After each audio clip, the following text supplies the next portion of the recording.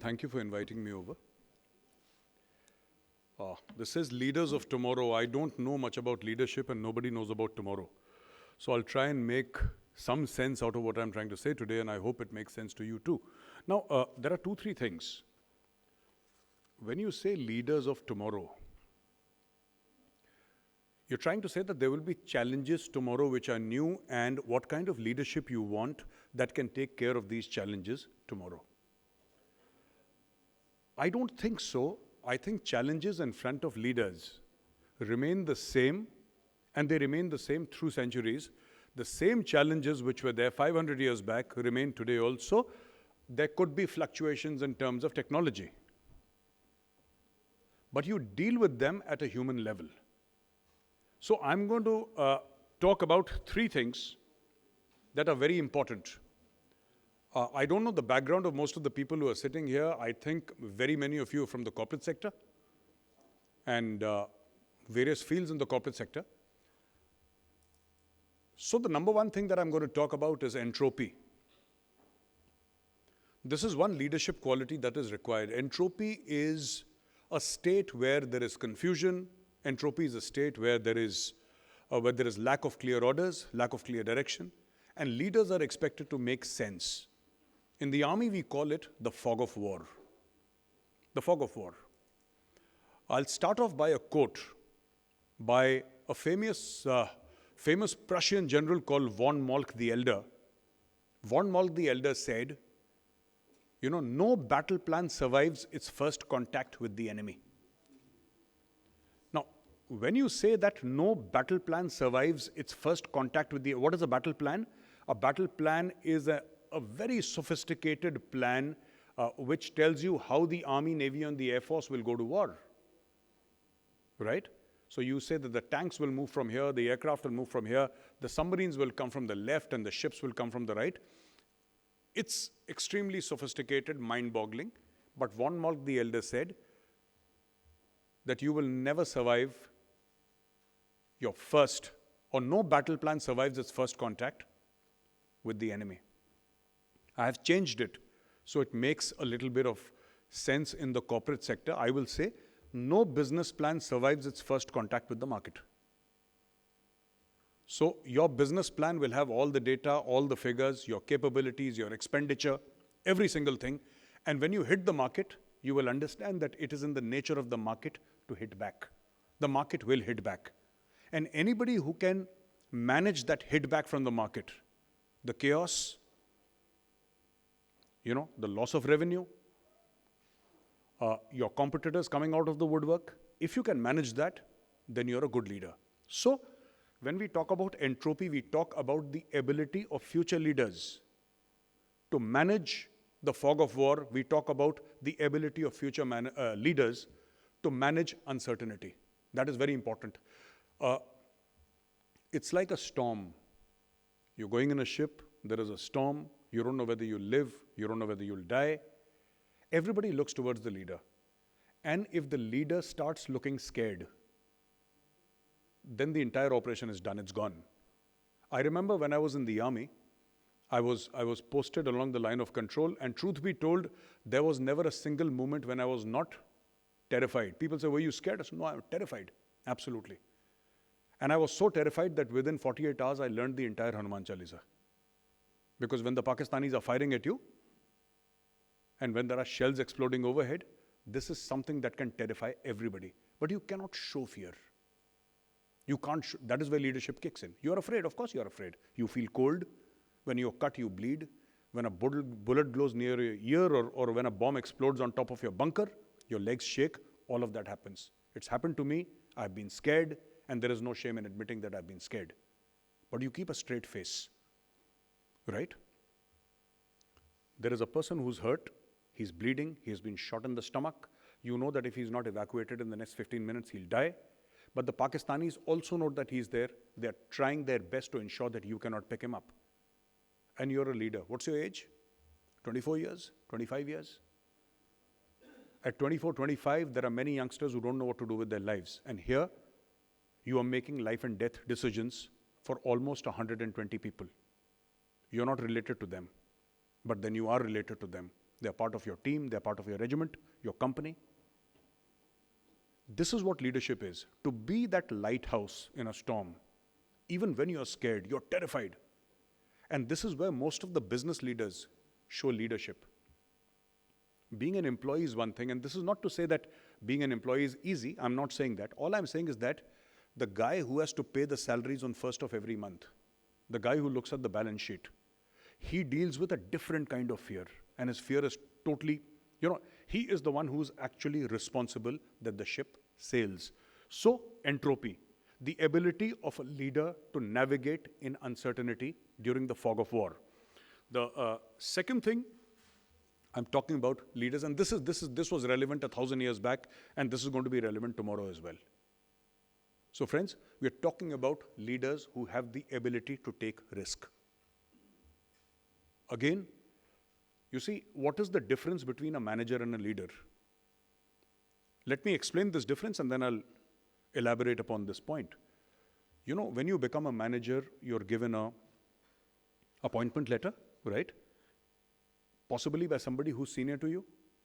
And you're told that you'll get this much money and you'll get this car and you'll get this and that and this is your corner cabin and everything is good and here is your team. It comes with a guarantee written on the letterhead of the company that you're going to serve in. But that is a manager. There is no offer letter for leadership. You need to understand, there is no offer letter and nobody senior can appoint you a leader. In leadership, it is an inverted triangle. It is your team members, your juniors who appoint you the leader. There is no clapping.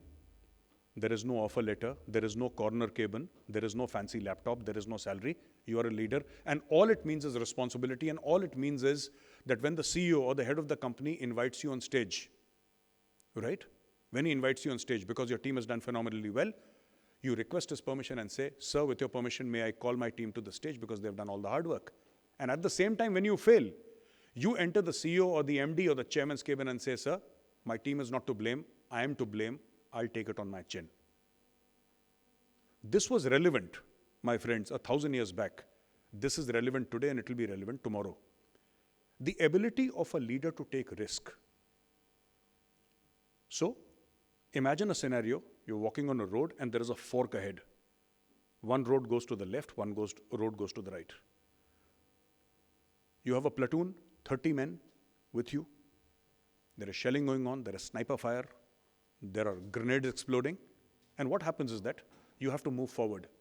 Now, at your back, there is the enemy. You take the left, there is the enemy. You take the right, there is the enemy. If you stay constantly in one place, there is the enemy air force waiting to shell you. Where do you go? Where do you go? This is leadership. You have to take a call, and whichever decision you take, people will die. Please remember, and you have to live with those deaths. You have to live with the families who will tell you and who will blame you for the deaths. And this is your burden as a leader. And there is nothing that you can do about it, right? You are there. Can you say, I want to go home? Can you say that I want to resign? Can you say that, no, I don't want to fight? Here is my white flag. You can't do that. You have to take a call. And if you are a leader, not just a manager, if you are a leader, your team will follow you into the jaws of hell. They'll follow you everywhere. They'll die for you.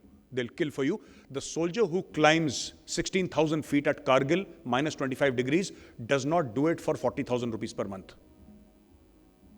Leaders are able to motivate, leaders are able to take risk, and leaders are able to tell their team that, hey, listen, I'm taking this risk, I know the cost of this risk, but I will take the first bullet. Do you know who was the first martyr of Kargil war? It was Captain Saurabh Kalia. And the Indian Army, while it has less than 4%, Indian Army officers make up less than 4% of the Indian Army's manpower, the casualty rate, when I say casualty, it's a nice way of saying death. The casualty rate is more than 12%. So the Indian Army loses, we lose more officer lives than any single army on earth. Why is that? Why do you think that is?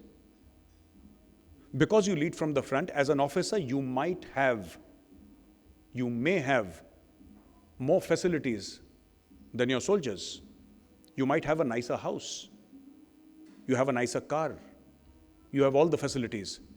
But when intelligence comes in that, sir, in that house, there are 5 Lashkar-e-Taiba terrorists, you have to go inside and neutralize.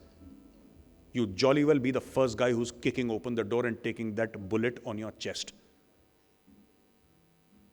You don't become an officer just because you're commissioned from the Officers Training Academy or the Indian Military Academy and have stars on your shoulder. No, you have to prove it. Similarly, in the corporate sector minus the life threat is no different. I worked in the corporate sector for a very long time and I understand the stresses and strains of the corporate sector. But when a leader says, I'm going to take a risk, right? I'm taking a risk and we are going to do this. He's also telling his team that don't worry, I'm standing in front, I'll take the first bullet. That is the prerequisite for taking a risk. And anybody, I often go for these corporate talks and there was a person who was speaking before me, and then I was invited as a guest speaker, and he said, he was trying to motivate his team. And I will not take the name of the company, obviously, and he was saying, you have to complete your targets. मुझे नहीं पता तुम कैसे करोगे, लेकिन तुम्हें करना है. And when I came on the stage, I said, sir, I'm extremely sorry. जब आपको नहीं पता कैसे करना है, तो उनको कैसे पता लगेगा कैसे करना है? Don't tell this to your team. मुझे नहीं पता कैसे. What do you mean मुझे नहीं पता कैसे करना है? You jolly well know you're the leader. You're the boss. Right? And it's about taking responsibility. And the last, I'll mention 2 wars here, and then perhaps you'll understand what I'm trying to say. There is an ecosystem that you have to control as a leader. In the army, we call it supply chain resilience. I'm sure you call it supply chain resilience outside the army also. The thing is that, what did we learn from the Ukraine-Russia war? What did we learn from the Israel-Hamas war? It's a massive lesson in leadership. What we learned was that the reason why Ukraine is taking a beating is not because only Russia's army is larger, it has more tanks, it has massed artillery, etc., etc. That is a fact. But the fact is that the Ukrainians, they were ready for war, they went to war, and of course, Russia invaded Ukraine. They had no other choice, but they went to war betting on somebody else's supply chain. So, if the US Congress says, hey, there are deliberations going on, we can't give you those $60 billion like we promised. The Congress is still debating, should we not? That is where you lose. That is where you lose, because war is about billions of dollars being spent every single day, especially a kinetic conflict, especially a conventional war. Money flows like water. And I'm not talking about $20-30 million, that is pocket change. I'm talking about billion with a B, bravo billion. That is the kind of money. Then you have manpower, then you have people, who are dying every single day. There is destruction of manpower. How many decades will it take to rebuild Ukraine? It will take $1 trillion, whatever people say. If you calculate the entire opportunity cost, it will take $1 trillion to rebuild Ukraine. But Ukraine does not have its own resources to fight a war. What has happened in the Israel-Hamas war? Hamas attacked, Israel hit back, now this war is spreading. Do you know the difference between both the wars? Apart from the fact that one is being fought between 2 conventional armies and one is being fought by an conventional army against a terror group.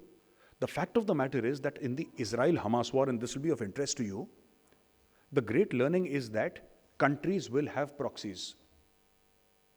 So if you cannot control your supply chain, you create a supply chain which is illegal. That is what Iran does. The Houthis are funded by Iran. Hezbollah has been created by Iran. Hezbollah is like a regiment of the Iranian army. It's almost like that.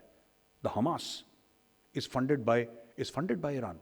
So you have to control your supply chain.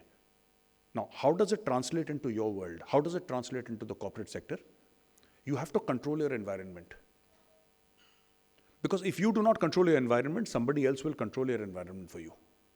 And then you will lose. So, what is this whole thing? Why is the government going on and on and on about Atmanirbhar Bharat? What is the whole thing? Why Atmanirbhar Bharat? Is it only to save dollars? Yes, that's a very important factor. You save dollars, you can sell outside, you can make dollars. But the armed forces don't care about dollars. The armed forces say, we got to fight, we need the best weapons. Cost could be sort of a discussion point with them, but that is not their primary discussion point. Though these things weigh very heavily on their mind, because not every time you get the money that you desire for a weapons platform. But you have to understand that Atmanirbhar Bharat is all about, though it was declared much earlier, but it's all about learning lessons from the Russia and Ukraine conflict. It's all about learning from the Israel-Hamas conflict. And the biggest lesson that the armed forces have learned, which leaders of tomorrow also need to learn, is that you must control your environment. If there is somebody in your team who's upset, somebody in your team who does not work, there is a way to deal with that person. I have seen a lot of heavy-handed bosses, right? Sack him. It doesn't work like that. You have to take, it's not like a car where all the gears, the first gear is always on top and the second gear is niche. It's not like that. Human beings are different, and you must, that is what leadership is about. Human resource management is a very, very important factor, right? And you stress upon these issues and you say that, we will control our environment and we will ensure that we deliver within our environment, and we will keep on upgrading our environment to deliver. I'm telling you today, Russia controls 17.5% of Ukraine's territory. Ukraine is going to lose this war in spite of support from America, in spite of support from NATO countries. Ukraine is going to get a hammering of its lifetime. And all the sanctions which were put on Russia will come to a naught. You can do whatever you want. You can put sanctions on Russia for the next 10 years. It will impact their economy. I'm not saying it will not. It will. But if you control your environment, you become like Iran. Iran has a GDP of roughly 450 billion. And you know why it has a GDP of 450 billion? It has a GDP of 450 billion simply because since 1979, they have been under sanctions. Remove the sanctions, it's $1 trillion economy or even more. Because Iran, due to oil and gas, controls its supply chain, it controls its immediate environment. Ukraine does not. And why is Hamas going to lose? Because Hamas's supply chain is in Iran. They don't control their environment. They can attack, they can cause damage. But in the end, Israel will win simply because Israel controls its environment. So these are the three factors that I wanted to list to you for future leaders. And it's not so much about future leadership, also about leadership of the past, of the present. Leadership principles roughly remain the same. Challenges will be there, like the speaker before me spoke about AI. This is a new challenge. And I don't know much about AI, except that I know for sure that our lives are going to be impacted drastically. That's the only thing that I'm sure about. I otherwise have no knowledge about artificial intelligence. But I can tell you this, if as a leader, you control your environment, you keep yourself abreast of the latest changes that are happening, right? There is something which, when somebody asked Saurav Ganguly, what do you find fascinating about Mahendra Singh Dhoni? Is it his wicket keeping, his captaincy? He says, no. What I find most amazing about Mahendra Singh Dhoni is match awareness. And I found this term very interesting, match awareness. Mahendra Singh Dhoni knows exactly what is going on. He knows exactly what is going on, what will happen. I'll use this bowler, this batsman. He has played that match in his hotel room one day before the match actually happens. He's played out 100 different scenarios in their mind. That's why he wins. With that, I come to the end of my talk, ladies and gentlemen. Thank you very much. And if there are questions, I'll be happy to answer them. Thank you.